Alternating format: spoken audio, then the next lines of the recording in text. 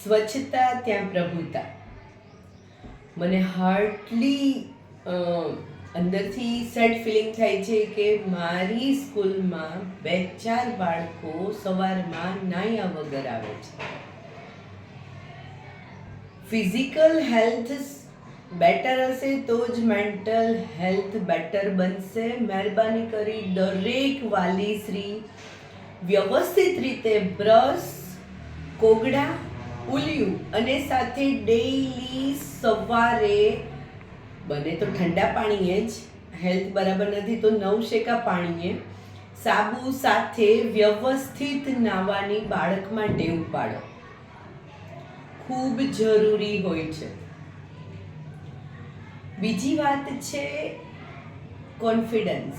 બાળક જ્યારે કોઈ કામ કરે છે, કોઈ હોમવર્ક કરે છે, કોઈ અધર પ્રવૃત્તિ કરે છે તો એને પોઝિટિવ થોટ મળે છે, પોઝિટિવ એને કોમ્પ્લિમેન્ટ મળે છે તો એનો કોન્ફિડન્સ ધીમે ધીમે ડેવલપ થાય છે.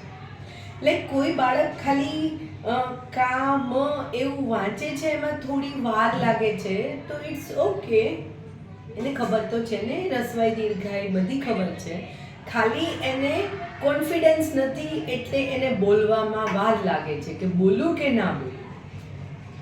અને ત્યારે તમે ઝટ દઈને એવું કહી દો કે નથી આવડતું, એને કંઈ આવડતું જ નથી. હું નહીં, મોટા મોટા વૈજ્ઞાનિકો કહે છે કે એને નહીં જ આવડે. તમે તમારા બાળકને અંધકારમાં ધકેલી દો છો. નહીં આવડે, નથી આવડતું, તને યાદ નથી રહેતું, તારાથી ન થાય. આ એક અંધકાર છે જે તમે તમારા બાળકને દઈ દો છો, ખબર નથી પણ દઈ દો છો. અને એવો અંધકાર છે કે જેમાં બાળક ખોવાઈ જાય ને તો એ ક્યારે મળે ને ખબર ના પડે. કબૂતરનો ક અમે જ્યારે શીખવાડીએ ત્યારે બાળક આખો ઊભો કબૂતરનો ક હોય એ આખો આડો કરે ને તોય અમે એવું કરી, અરે આવડી ગયો. આ એક વાક્ય સાંભળીને એના મોઢા પર થોડી સ્માઈલ આવે. ઓલું નથી આવડતું એટલે બાળકના મનમાં કન્ફ્યુઝન છે જ, અને એમાં આપણે એમ કે કેમ નથી કરતો, આવો આડો કરાય, સીધો કરો. એટલે બાળક શું કરશે?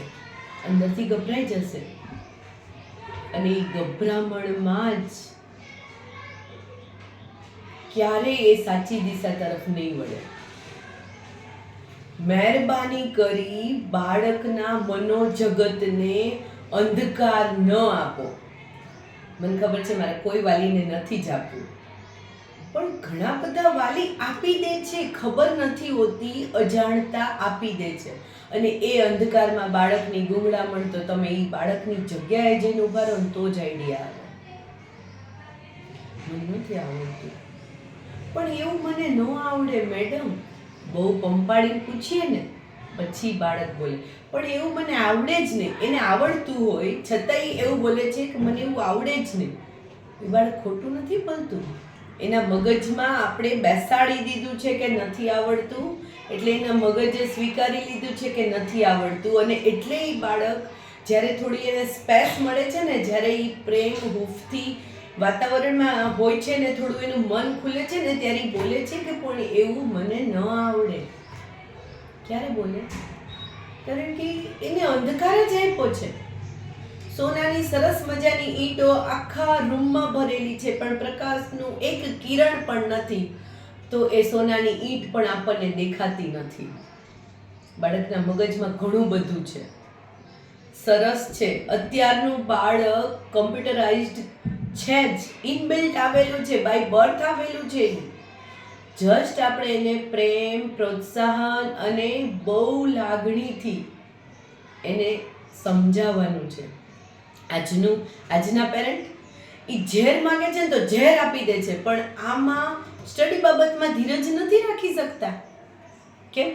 તમારા બાળક તમને કહે છે કે ના મારે વેફર ખાવી જ છે, ના મારે બિસ્કિટ ખાવા જ છે, ના મારે આઈસ્ક્રીમ ખાવો જ છે, લઈ દો છો ને. ફૂડ પેકેટ ઘણા બધા, હું આટલો હઠાગ્રહ રાખું છું કે ફૂડ પેકેટ ના ખવડાવો છતાં તમે કેટલા ખવડાવો છો. એ જ ફૂડ પેકેટ જ્યારે એના આંતરડાને બહુ ધીમી ગતિએ પણ સડી જશે પછી એ તો માંગે. મને તો એ બાબતે અમુક ડોક્ટરો બહુ ગમે છે કે ભલે 2 દિવસ બાળક ભૂખ્યું રહે પણ એને ફૂડ પેકેટ તો ન જ આપો. હા, તમે અંદર ચાટ મસાલો નાખીને સરસ મગ છે, આ છે, તે ચટપટું કરીને પણ ઘરની વસ્તુ ખવડાવો. ન્યા કેમ તમે નથી, તમને એવું કેમ નથી થતું કે હેલ્થ બગડે છે નથી દેવું? તો ભણવાની બાબતમાં ધીરજ ક્યાં જાય છે વાલીશ્રી આપણી? આપણને ખબર જ છે કે બાળક સ્ટડી બુક લઈને બેસે ને એટલે એનો નકશો ફરી જાય છે. નથી કરવું. કેમ નથી કરવું? કારણ કે એને ખબર છે કે આખા દિવસમાં બહુ પ્રેમાળ મમ્મી જ્યારે હોમવર્ક કરાવવા બેસે ને એટલે કાળ ભૈરવી બની જાય છે. શું કામ? જેટલી સરસ રીતે તમે તમારા બાળક સાથે નોર્મલ આખો દિવસ રહો છો એટલી જ સહજતાથી, એટલા જ પ્રેમાળ તમે સ્ટડીમાં કેમ ના રહી શકો? ત્યાં તમારી ધીરજ કેમ ખૂટી જાય છે? બાળક બહુ સ્માર્ટ છે. તમારું દરેકનું બાળક બહુ જ સ્માર્ટ છે. અને સ્માર્ટ છે તો જ મેં મારી સ્કૂલમાં લીધેલ છે. પણ એને એનું મનોજગત ખીલી જાય ને એવું એક વાતાવરણ બાકી રહી જાય છે. ક્યારેક એવું બી બને કે મારાથી કંઈક ભૂલ થઈ જાય, ક્યારેક એવું બી બને કે તમારાથી અજાણતા ભૂલ થઈ જાય. પણ આપણે આપણા બાળકોને એટલું સરસ રીતે સમજીએ, એને કોઈ પણ અજુગતા વર્તનની પાછળનું કારણ સમજીએ ને તો બાળક ખરેખર એટલું સરસ ખીલી ઉઠશે. અને આપણી તો કોઈ કેપેસિટી જ નથી. હું આજે તમને બધાને ઓન સ્ક્રીન કહું છું કે જે 5મા ધોરણમાં મારી મનોક્ષમતા હતી ને એનાથી થોડી વધારે સારી અત્યારના નર્સરીના બાળકોમાં હોય છે. એની આઈ કોન્ટેક્ટની બાબત હોય, એ એક નજર ફેરવે અને એને જે નોંધ લીધી એ બાબત હોય, એનું ગ્રાસ્પિંગ હોય, એનું મેમરી પાવર હોય, બધાની વાત કરું છું. આપણે શું ભણ્યા છીએ, કેટલા ધોરણમાં આપણે શું ભણ્યા છીએ ને આપણું બાળક કયા ધોરણમાં એ વસ્તુ ભણે છે એ તમને બધાને ખબર જ છે. એટલે તમે એ તો સ્વીકારો જ છો કે આપણું બાળક એડવાન્સ છે. મને 10મામાં નહોતી ખબર પડતી ને એવી પહેલા ધોરણમાં બાળકોને એલર્ટનેસ છે. એ શું છે? એ બાય બર્થ લઈને આવેલા છે. સ્માર્ટનેસ અત્યારના બાળકોને આપવી નથી પડતી કે ખીલવવી નથી પડતી, એની અંદર હોય જ છે. બસ એની ઉપર પ્રકાશ નાખવાનો છે કે જો તને આવડે છે, સરસ આવડે છે. 100 એકડામાં ખાલી એક એકડો આવડે, તમે એને એમ કહી દો કે એ મસ્ત આવડે છે. તમારું એ કોન્ફિડન્સ, તમારો એ ઉત્સાહ, તમારી એ બોલવાની લઢણમાં જે પ્રેમ ઝરે છે એનાથી બાળકમાં જે કોન્ફિડન્સ આવશે ને એને ઓટોમેટિક સ્પીડ, બુલેટ ટ્રેનની સ્પીડથી એ બાળક 100 સુધી શીખી જશે. આવું કરાય, આમ કરાય, આમ નથી, આવડે જ છે. ખરેખર હું બહુ નસીબદાર છું કે મારો સ્ટાફ મને આટલો સારો મળ્યો છે. હું એક વખત કહું કે મેડમ પ્રેમથી જ કરાવવું છે, નો ડાઉટ, માણસ માત્ર ભૂલને પાત્ર, પણ મારા દરેક મેડમ પાસેથી મને પ્રેરણા મળે છે. જો હાલો આજે તો આપણે ખાલી 2 જ લાઈન લખવાની છે. ઓલું બાળક ગભરાતું હોય, હાઈસ 2 જ લાઈન લખવાની, શાંતિ. પછી એ શું કરે ખબર છે? પછી મેડમ એને 1 લાઈન લખાવે ને એટલી વારમાં તો એને કેટલી બધું પંચિંગ કરી દે. એ મસ્ત લખ્યું, મસ્ત આવડે છે, એ કેવા સરસ અક્ષરે લખો છો. એટલા મોટા મોટા અક્ષરે લખે ને તો એવું કે કેટલા સરસ અક્ષરે લખો છે. એટલે ધીમે ધીમે ધીમે છે ને એનું રાઇટિંગ એટલા સરસ થઈ જાય ને એને કેવું નથી પડતું કે અક્ષર સારા કર, ઓટોમેટિક એ થઈ જાય છે. અને પછી એ જ મેડમ એને 3 પેજ લખાવી દે ને તોય બાળક હસતા હસતા લખે છે. એ શું છે? તમારું જે સ્ટાર્ટર છે ને એ જ પોઝિટિવ હોવું જોઈએ, એ જ પ્રેમાળ હોવું જોઈએ. હાલ હવે લેસન કરવા બેસ, ઈ વાક્ય સાંભળે એટલે બાળકનું મગજ અડધું તો પહેલેથી જ ઓટોમેટિક બંધ થઈ જાય. એ ચાલને આપણે જોઈએ તારી બુકમાં આજે શું આપ્યું છે. તું મને શીખવાડ ને આજે તને મેડમે શું શીખવાડ્યું. હું તો તારી સ્કૂલમાં આવતી નથી, મને નથી ખબર કે શું શીખવાડે છે, મને ન આવડે, તું મને શીખવાડ ને. અરે આમ મને તો ખબર જ નહોતી. એ મસ્ત આવડે છે, મારા કરતાં તો તને સરસ આવડે છે. એક એક આ ચેર ઉપર બેસેલ વ્યક્તિ જો એવી રીતે બાળકને કહી શકતી હોય તો તમે એક મમ્મી તરીકે એવું બાળકને ના કહી શકો? એ મારા કરતાં તો તને મસ્ત આવડે છે, મને એબીસીડી ન આવડે, તને મસ્ત આવડે છે. અરે આ જી ફોર ગર્લ પછી શું આવે, મને તો યાદ નથી. તમારા બાળકને યાદ નહીં હોય ને તો એ એબીસીડી બોલી અને પાછળનો લેટર તો બોલી જ જશે, કેમ કે એને એમ થશે કે અરે મમ્મી નથી આવડતું, મને આવડે છે. બીજે દિવસે એનું ફોકસ વધી જશે, ક્લાસમાં એના મેડમ સામે જોવાનું ફોકસ વધી જશે, સાંભળવાનું ફોકસ, એનું ઇનપુટ વધી જશે. બ્રેઇનમાં જે આપણે મગજમાં ભરવાનું છે ને એ ઇનપુટ વધી જશે અને એ જ આઉટપુટ એના મમ્મીને આપશે. મમ્મી જો આજે આવી રીતે દાખલા કરાય, લે હા એ વધીવાળા તને આવડી ગયા, એ દસકાવાળા તને આવડી ગયા. તમારે એક વાક્યથી બાળક કેટલું ખીલી ઉઠે.